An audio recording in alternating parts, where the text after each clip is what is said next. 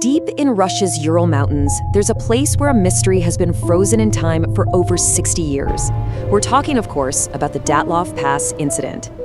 So picture this. It starts with a group of 9 friends. These aren't just any hikers. They're skilled, they're young, and they're heading out on a seriously ambitious expedition. Their plan? To cross the northern Ural Mountains in the dead of winter. A brutal trek for sure, but one they were absolutely prepared for. They were supposed to send a telegram back home on February 12th to say, hey, we made it. But that message, well, it was never sent. And that brings us to the one question that just hangs over everything. It completely defies logic. It defies every survival instinct you can think of. What happened out there? To even begin to get our heads around this, we have to start where their story ends. We have to look at the bizarre paradox of what they did in their final moments. Okay, just look at this. This is the impossible choice they apparently made. On one side, you've got everything you need to live: a sturdy tent, warm gear, food.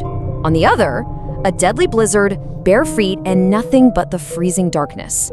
And for some reason, they chose the blizzard. So who were these people? You have to ask that, right? Because their level of experience is what makes this whole thing so baffling. These were not amateurs who got in over their heads. Their leader was Igor Dyatlov. And listen, every single person in that group was a certified expert-level hiker and skier. They knew what they were doing. They had planned everything down to the last detail, kept diaries, and had a strict timeline. The point is, whatever happened out there had to be something so extreme, so terrifying, that it overwhelmed all of that training. Now, fast forward a few weeks. The search party finally finds their last campsite. But what they discovered, well, it didn't give them any answers. It just opened up a whole new set of really disturbing questions. The first clue is just chilling. The tent wasn't ripped apart by a storm or an animal. No, it was cut open from the inside. They weren't trying to get in, they were desperately trying to get out. And from there, it just gets stranger. All their heavy winter coats and boots left behind. Their food completely untouched. There were no signs of a fight, no signs of anyone else being there at all. The only thing investigators found were the hikers' own footprints, some of them barefoot, just leading away from the safety of the tent and straight into the frozen wilderness. Finding them was a slow, heartbreaking process. The first 2 were discovered about a mile away under a huge pine tree, barely dressed next to the embers of a tiny fire. Then they found 3 more, including Dyatlov himself, positioned as if they were fighting their way back to the tent. But the final 4, they weren't found until months later when the snow finally melted. They were in a ravine, and some had suffered absolutely devastating internal injuries. So, with all this bizarre, conflicting evidence, what did the official Soviet investigation conclude back in 1959?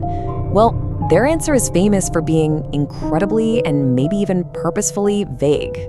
That was it. That was their official finding, a compelling natural force. I mean, what does that even mean? It's not an avalanche, not an animal attack, not some kind of military accident. It's a phrase that feels like it was designed to just shut the case down, not to actually solve it. Now, more recently, a pretty solid scientific theory has come out about something called a slab avalanche. It's rare, but it could explain the sudden need to flee. The problem is, a lot of experts say the slope just wasn't steep enough for that. And then you have these other stories, local people reporting strange orange lights, these spheres in the sky that very night, which leads people down the rabbit hole of secret weapons tests. It's just one more mystery piled on top of another. Look, we can debate the theories all day long, but what makes this story so incredibly haunting is when you push all of that aside and you just try for a second to imagine what it was like to be them. Try to feel that cold. We're talking negative 30 degrees Celsius. That's a cold that hurts. A cold where your survival, if you're not in a shelter, is measured in minutes. And that is the environment they ran into. And that right there is the question that will probably never have an answer. Whatever they faced on that mountain, it was worse than the certainty of freezing to death. Because if the answer was simple, if it was just an avalanche, we wouldn't still be talking about it today. And that might be the most chilling part of all.